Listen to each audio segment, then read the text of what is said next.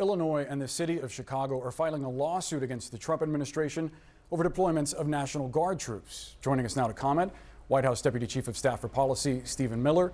We have a lot to get to, Stephen, including the government shutdown. Thank you so much for joining us, by the way. You've called the district judge's ruling blocking the deployment of National Guard in Oregon legal insurrection. Does the administration still plan to abide by that ruling? Well, the administration filed an appeal this morning with the Ninth Circuit. I would note the administration won an identical case in the Ninth Circuit just a few months ago with respect to the federalizing of the California National Guard.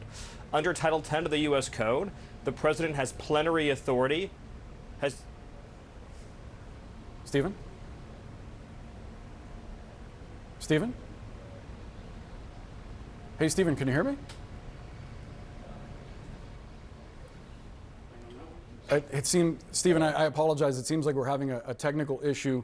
We'll try to fix that and get back to you after a quick break. Stay with CNN.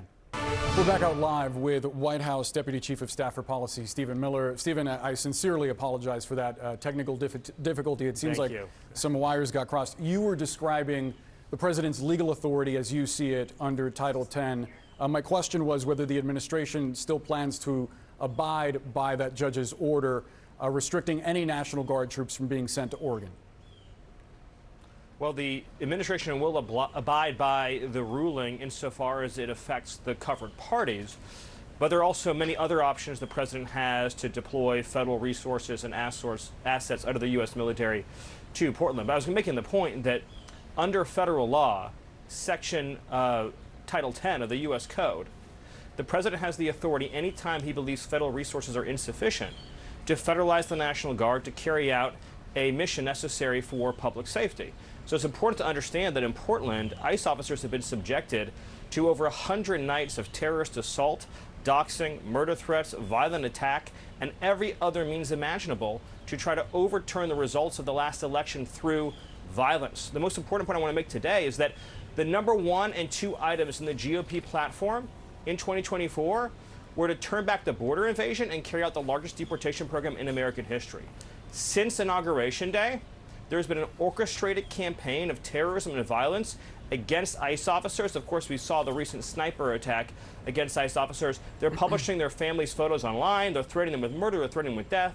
And they're physically attacking them in the street each and every day. And yet, shamefully, the mayor and governor in Portland and Oregon have refused to render aid, leaving ICE officers to street fight every single night against these terrorists. You make the claim of terrorist assaults and violence attack over 100 nights, and yet the judge overseeing this case says that that's untethered from reality. And local officials on the ground say that Trump's assertion of what's happening is in Portland, that it's war-ravaged and burning to the ground, is far from true. I looked at the police data, and police have made something like 70 total arrests since June, and there are no reports of buildings being burned to the ground. The White House cited a guillotine being rolled out as like a public display of rebellion, but there isn't actually a threat that these demonstrators are going to overthrow the government. Are you concerned that that response weakens your legal argument? No, they are actually, as we speak, trying to overthrow the core law enforcement function of the federal government. Boris, this is, I think, where we're talking past each other. When ICE officers have to street battle against Antifa, hand-to-hand combat every night to come and go from their building, when they try to exit in a vehicle, when they are swarmed and surrounded and they try to tip the vehicle over, when people bring weapons to an ICE facility to try to engage in direct violent assault against ICE officers, what is the purpose? It is to prevent Immigration and Customs Enforcement from carrying out the mission the American people elected them to do. Their objective is to make it impossible for ICE to carry out ICE enforcement. When in our history have we tolerated unlawful riotous assemblies night after night around FBI buildings or ATF buildings or DEA buildings? This is the textbook definition of domestic terrorism, using the actual and imminent threat of violence to keep federal officials from doing their jobs. And unless we send in troops and resources, then we will continue to bleed federal law enforcement resources in these street battles. It's absurd, it's unconstitutional, and must be put down. You cited Title 10 a moment ago, and under that statute, you need either a foreign invasion, a domestic rebellion, or a disturbance that inhibits the ability for law enforcement to carry out federal law. But ICE is still conducting operations. Like the facility hasn't been overrun. It seems like local officials are fairly in control of the operation if ICE is still able to execute its mission, is it not? Do you have any idea how much of ICE's workforce and resources have had to be reprioritized? How much of the Joint Terrorism Task Force's resources have had to be reprioritized to fight these domestic terrorists? Do you have any idea how many resources are spent Stephen, you keep trying calling to them hunt down and terrorists, but track isn't that every, hyperbolic to call them terrorists? What is? If anything, I'm understating the severity of the situation. What issue was more central in 2024 than turning back the border invasion? And since the day we came in, ICE officers have been subjected to a nonstop campaign of physical violence and harassment every single day. And outside the Portland field office in particular, every night, they come, they assemble, they fight, they try to impede movement, they physically attack. For what purpose? Because we had an election, Boris, we had one. What's the purpose? To use actual physical violence to change the result of the election, to say you cannot turn back the border invasion. Do you have any idea how many resources we have had to redesignate to deal with these street terrorists? You explain that. Let me ask the question. Let me ask the question. You make the case that these are terrorists, but in what we've seen thus far, the actual incidents of people inciting violence and not responding to law enforcement attempting to disperse them are not an open rebellion. I mean, again, you make this characterization as though they're terrorists, and I do wonder if it is potentially a problem in the future for Republicans. If a Democratic president someday calls the National Guard to a red state over what they see as open rebellion, but is what amounts to a demonstration that gets rowdy. I mean, is that not a fear of yours? And they're posting pictures of their kids because it's a demonstration, and they have a sniper on top of a building firing a high-caliber rifle at a ICE facility because it's a demonstration, and they are engaging in vehicle ramming. But the National Guard isn't being sent to Texas. The National Guard isn't being sent to Dallas, where that sniper was. Because the Dallas Police Department and the governor of Texas, well, you walked right into that one, have responded to every call for assistance and help. They gave a stand-down order in Chicago, and they gave a stand-down order in Portland. Do you realize that there's 11,000 federal law enforcement officers in Oregon? That's larger than the size of the FBI. Local and state police are resourced to deal with this kind of riotous assembly, but they have refused. They've been given a stand-down order. So they've arrested we need some to use 70 National people Guard since and federal June. Troops They've been to arresting fill folks in on the that breach. ground. They've been arresting folks on the ground. They refute what you're saying outright. We literally have the 911 audio of the stand-down order in Chicago, and we have documented inside of DHS every single unresponded to 911 call over the recent weeks and months. Let me present you with a counterfactual. And I know you're doing your best to try to be even-handed here, but think about this for a second. Joe Biden let 15, 20 million illegal aliens into the country. Pick your number. It doesn't matter for the purpose of this. What do you think would have happened if anti-migration demonstrators had assembled outside of every Border Patrol and ICE facility for year after year, physically attacking every ICE officer and border agent who is releasing illegal aliens, physically attacking the immigration lawyers representing illegal aliens, physically attacking the personnel at DHS, setting migrants free by the millions into our country? What do you think would have happened? You think that the response would have been measured? You think it would have been light? They would have had the military in every single facility protecting these federal officers. We shouldn't have to take all of the FBI, DEA, and ATF agents out of their desks, off their jobs, not prosecuting and pursuing cases of urgent national security because the Portland police won't respond, the Chicago police won't respond. The numbers that we need can only come from the National Guard. ICE officers should not have to live in constant fear of death. You say that I'm not using the right term. What would you describe?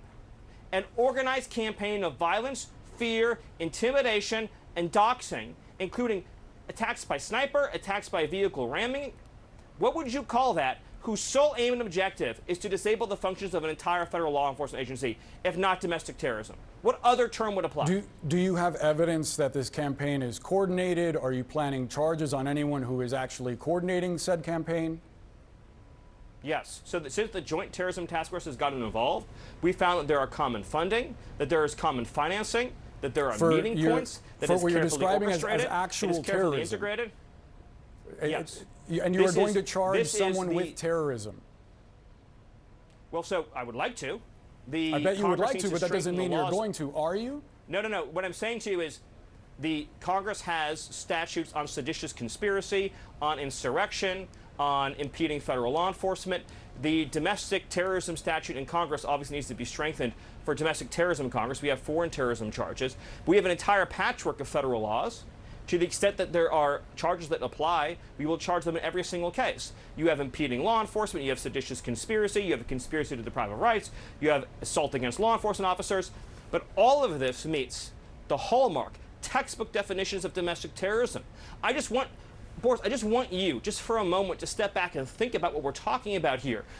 President Trump ran and won a campaign on turning back the border invasion. You've said you that have the mayor several of times, Chicago. Stephen. We have a limited amount of time, so let me ask you. Let me ask you about the governor of Illinois. He declared a no-go zone.